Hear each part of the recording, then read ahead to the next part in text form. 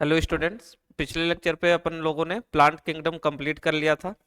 तो आप लोग पढ़ाई कर रहे होंगे। जरा कुछ एक दो क्वेश्चन है, उसको आप कमेंट करके आंसर उसके बताएंगे। क्लोरोफाइसी, फियोफाइसी और रोडोफाइसी प्लांट किंगडम में आप लोगों ने पढ़ा था। आप इसके एग्जाम्पल कमेंट करके बताएंगे और ये बताएंगे कि जो इनमें कुछ हाइड्रोकोलाइड्स हमने पढ़ रखा था और उन हाइड्रोकोलाइड्स के नेम मेंशन करेंगे और ये हाइड्रोकोलाइड्स किससे ऑब्टेन किए गए थे।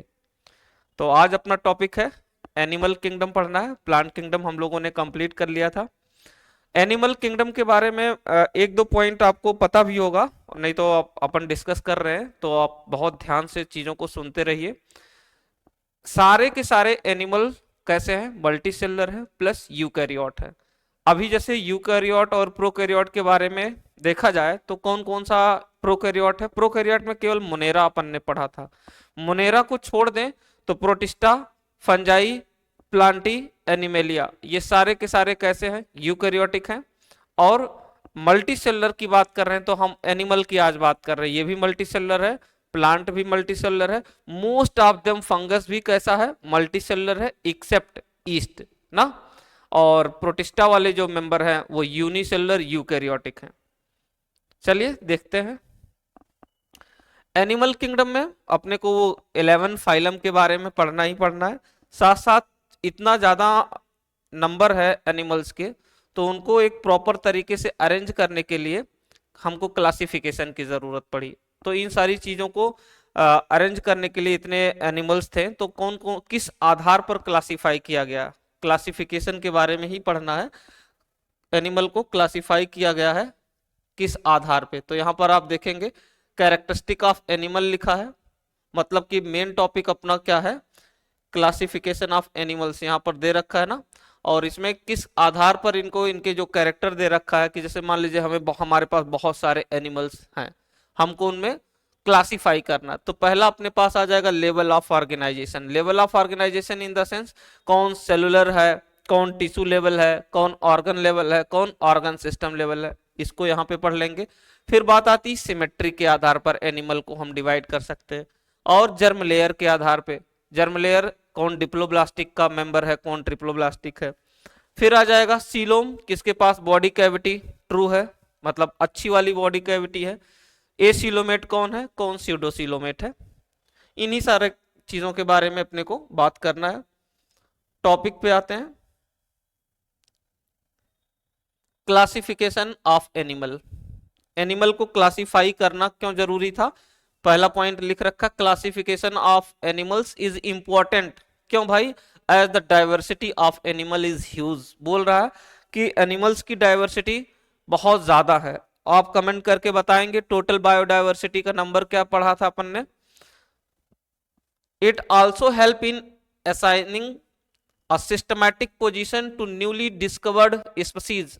ये अपना क्या हेल्प कर रहा कि भाई क्लासिफिकेशन के बेसिस पर ही हम जो नए नए एनिमल डिस्कवर किए जा रहे हैं उनको कहाँ रखना है, वो क्लासिफिकेशन की बेसिस पर ही हम उसको आइडेंटिफाई करेंगे और फिर उसको कहाँ, उनको उनका करेक्ट जगह क्या है, उनको कहाँ रखा जाएगा। पोरीफेरा, मोलस्का, इकाइनोडर्मेटा, आर्थ्रोपोडा या कॉडेटा, कहाँ कैसे उसके कैरेक्टर मैच करेंगे उस वहीं उसको एट इज रख दिया जाएगा। बेसिस ऑफ क्लासिफिकेशन में इतने टाइप इतने आधार पे क्लासिफाई कर सकते हैं हम लोग। पहला दे रखा लेवल ऑफ ऑर्गेनाइजेशन, दूसरा सिमेट्री। पहला इसी को पढ़ते हैं लेवल ऑफ ऑर्गेनाइजेशन को।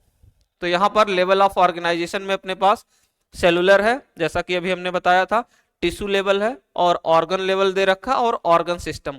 आपको इंपॉर्टेंट क्या है, एग्जाम्पल तो जरूर याद होना चाहिए और आप एनसीईआरटी को कई बार रीड करें, ठीक है ना। एनसीईआरटी के एक एक लाइन को पढ़िए with example.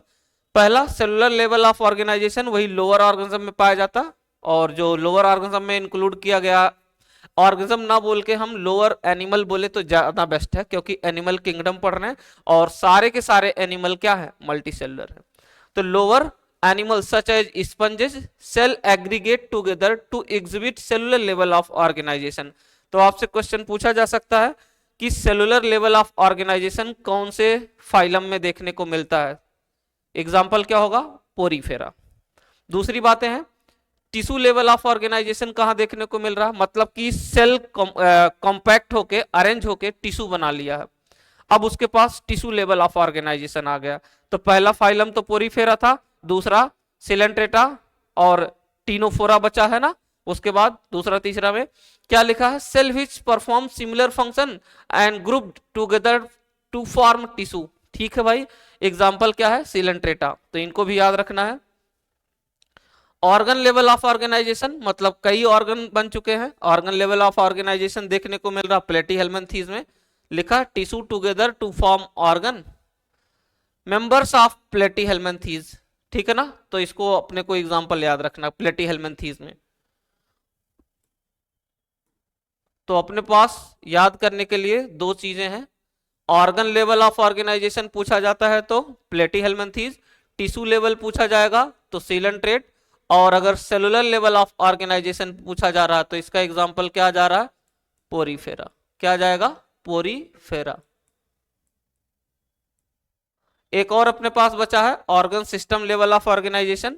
Organ system of organisation में अपने को क्या सीखना भाई, सेवरल ऑर्गन, मतलब यहां पर ऑर्गन सिस्टम लिख दिया तो मतलब कई ऑर्गन मिलके वर्क कर रहे हैं, तो several organ combine to form the organ system like human वगैरह। ठीक है ना, और आप कमेंट करके बताएंगे ह्यूमन कॉर्डेट्स में है कि नॉन कॉर्डेट में है, और ह्यूमन के जैसे ह्यूमन कौन से क्लास में आता है, ह्यूमन का क्लास क्या है, ये कहाँ मिला होगा, आपने उधर पढ़ रखा होगा, द लिविंग वर्ड पढ़ा था, वहां पे एक टेबल दे रखा है ना। अपने ने फर्स्ट टॉपिक कंप्लीट कर लिया जिसका नाम क्या था, level of organisation, cellular, tissue level और ऑर्गन लेवल और organ system level of organisation. Cellular का एग्जांपल हो गया पोरीफेरा, टिश्यू का हो गया सिलेंट्रेटा, और organ level of organisation platyhelminthes, organ system में देखा ह्यूमन वगैरह।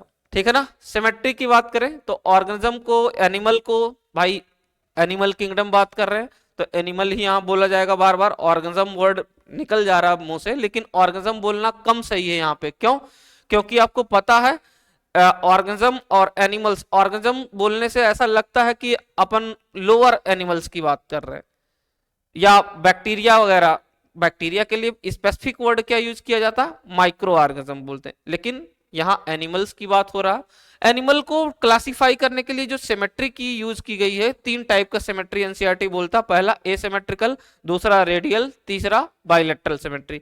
एसिमेट्रिकल क्या होता है भाई, जब किसी एनिमल को अपन किसी दो इक्वल पार्ट में डिवाइड करना हो किसी भी प्लेन से, अगर मान लो अपने पास कोई एक्स एनिमल है और हम चाहते हैं कि उसके बॉडी को टू इक्वल पार्ट में डिवाइड करें, तो किसी भी एनी प्लेन से अगर वो दो इक्वल पार्ट में डिवाइड हो जा रहा है तब तो उसके पास कोई ना कोई सिमेट्री तो है, लेकिन वो उसको किसी भी प्लेन से हम डिवाइड कर रहे हैं फिर भी वो टू इक्वल पार्ट में डिवाइड ना हो, तो इसका मतलब उसके पास कोई सिमेट्री नहीं है। ऐसे लोगों को एसिमेट्रिकल में रखा गया है।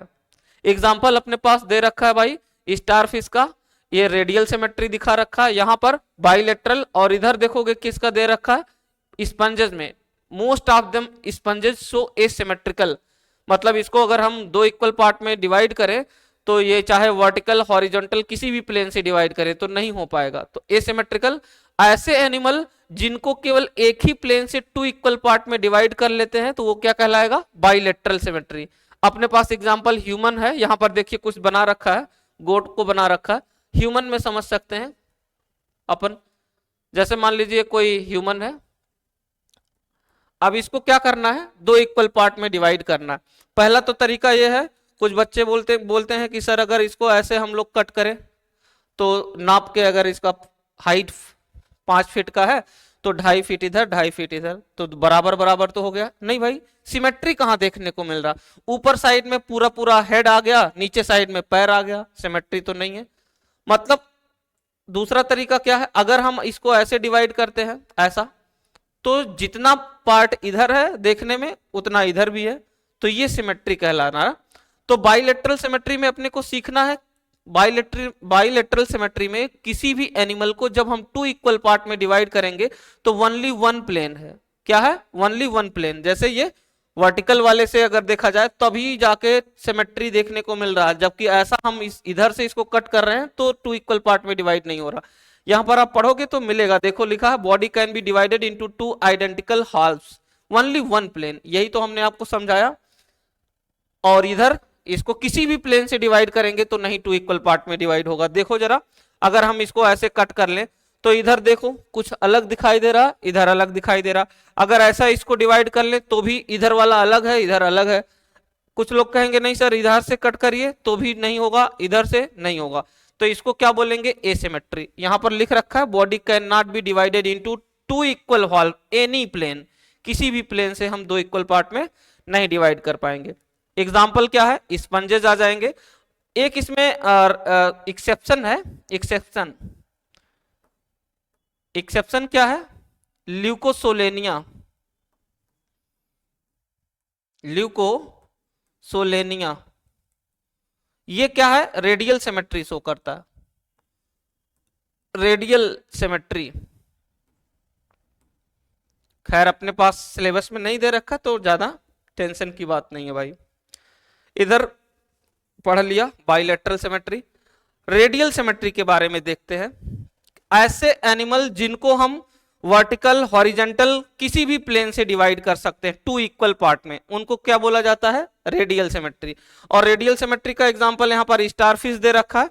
इसको देखिए, इधर से अगर कट कर लें तो भी दो बराबर पार्ट में डिवाइड हो रहा, इधर से अगर कट कर रहे हैं तो भी इधर से, तो ये ऐसा सिमेट्री क्या कहलाता है, रेडियल सिमेट्री। अपने को यहाँ पर डेफिनेशन में दे रखा है कि body can be divided into two identical halves in any plane passing through the centre. आपको यहां पर एक नोट मेंशन करना है, नोट।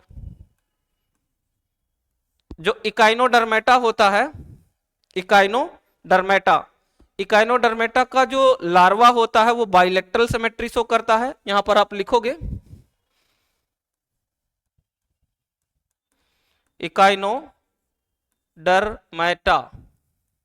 इकाइनोडर्मेटा में जो लार्वा है और एडल्ट, लार्वा कौन सा सिमेट्री शो करेगा भाई, बाइलेटरल, और एडल्ट जो है रेडियल सिमेट्री शो करता है, रेडियल सिमेट्री। इन बातों को मेंशन कर लेना, आगे मिलेगा जब अपन क्या पढ़ेंगे, फाइलम इकाइनोडर्मेटा। बस एक और हेडिंग देखते हैं अपन। सिमेट्री के बाद क्या है, जर्म लेयर। जर्म लेयर की अगर हम बात करें तो जर्म लेयर दो तरीके का अपने एनसीईआरटी में दे रखा, एक डिप्लोब्लास्टिक है, एक ट्रिप्लोब्लास्टिक है। अब कुछ बच्चे कहते हैं सर जर्म लेयर क्या है, तो जर्म लेयर समझने के लिए आपको थोड़ी सी बातों को समझना पड़ेगा। जब फर्टिलाइजेशन हुआ, मतलब स्पर्म ओवा फ्यूज हुए, प्रोसेस का नाम फर्टिलाइजेशन। आफ्टर फर्टिलाइजेशन क्या बनता है, जाइगोट, जाइगोट डेवलप होगा एम्ब्रियो में।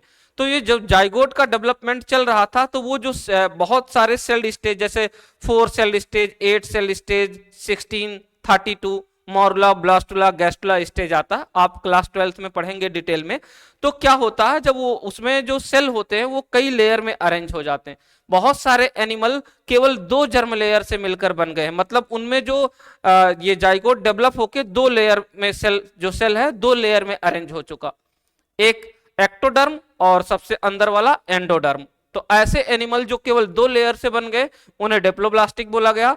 और बाद में कुछ एनिमल ने 3-3 जर्म लेयर से डेवलप हुए, जो एनिमल बने वो 3-3 जर्म लेयर से डेवलप हो चुके, मतलब कि उनमें एक लेयर और आ गया।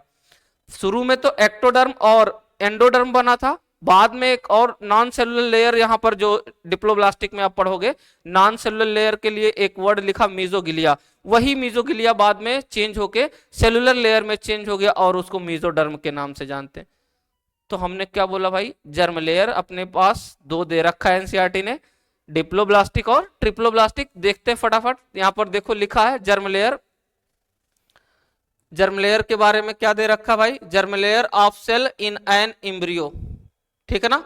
जब एम्ब्रियोनिक डेवलपमेंट हो रहा था तो उस समय पर जो लेयर बना था जर्म लेयर, उसके बारे में दे रखा है। Formation of organ and tissue. ठीक है भाई, ये उसी जर्म लेयर से क्या बनता है, ऑर्गन बनता है और टिश्यू बनता है। मतलब अगर किसी के पास दो जर्म लेयर है तो उन्हीं दोनों जर्म लेयर से पूरी कंप्लीट बॉडी बन जा रहा है। जिसके पास तीन जर्म लेयर है उन तीनों से मिलकर पूरा ऑर्गेनिज्म बनेगा, एनिमल्स बनेगा। ठीक है ना। देखो जरा, ये डायग्राम एनसीईआरटी का ही है। आपको ये सबसे बाहर की तरफ ये जो लेयर पूरी देखने को मिल रही है यहां से यहां तक, इसका नाम क्या दे रखा है, बाहर की तरफ है एक्टोडर्म है। और ये देखो अंदर की तरफ यहां से यहां तक का जो स्ट्रक्चर देखने को मिल रहा है ये एंडोडर्म है। और ये जो पिंक कलर का दिखाई दे रहा है पूरा का पूरा इतना लेयर, ये नॉन सेलुलर लेयर है, मीजोगिलिया है। तो यहां आप मेंशन कर लेंगे नॉन सेलुलर, नॉन सेलुलर। ठीक है ना भाई। और ये किसका डायग्राम दे रखा है, डिप्लोब्लास्टिक का। अभी बताया कि समय बीता, नॉन सेलुलर लेयर चेंज हुआ होगा सेलुलर लेयर में, और वही आगे चल के क्या बनाया, मीजोडर्म। तो यहां देखो तीन लेयर अपने को देखने को मिल रहा, सबसे आउटर एक्टोडर्म, फिर क्या बना मीजोडर्म, फिर सबसे अंदर जो यहां पर एंडोडर्म था। अब इसके पास तीन जर्म लेयर आ चुका है, इनका नाम क्या पड़ चुका, ट्रिप्लोब्लास्टिक। आगे इसके एग्जाम्पल दे रखे हैं, इनको भी देख लेते हैं भाई। ठीक है ना भाई। एग्जाम्पल इनमें नहीं मेंशन किया स्लाइड में, आप लोग कमेंट करके बताएंगे कि डिप्लोब्लास्टिक और ट्रिप्लोब्लास्टिक के एग्जाम्पल क्या होंगे। बाकी नेक्स्ट लेक्चर पर सीलोम से अपन कंटिन्यू करते हैं। तो आप चैनल पे बने रहिए और रेगुलरली यहाँ पर वीडियो आपको मिलता है, और उसको पॉज करके देखिए, नोट्स बनाइए। कोई भी डाउट हो तो आप कमेंट कर सकते हैं। ठीक है ना। बाकी वही इंफॉर्मेशन है कि एडमिशन सतपुड़ा गुरुकुलम में स्टार्ट हो चुका है। तो आपको जो भी कोई इशू हो फीस को लेकर या कोई भी एडमिशन से रिलेटेड जानकारी लेनी है तो ऑफिस में विजिट करें। 9 से शाम को 6-7 बजे तक ऑफिस खुली रहती है। और यहाँ पर एक टेस्ट भी कराया जाता है बीओबी के नाम से। उसमें क्या है, बच्चा पेपर देता है और उसके मार्क्स के बेसिस पर एडमिशन फीस में उसे डिस्काउंट मिल जाता है as a scholarship. Thank you, मिलते हैं नेक्स्ट लेक्चर में।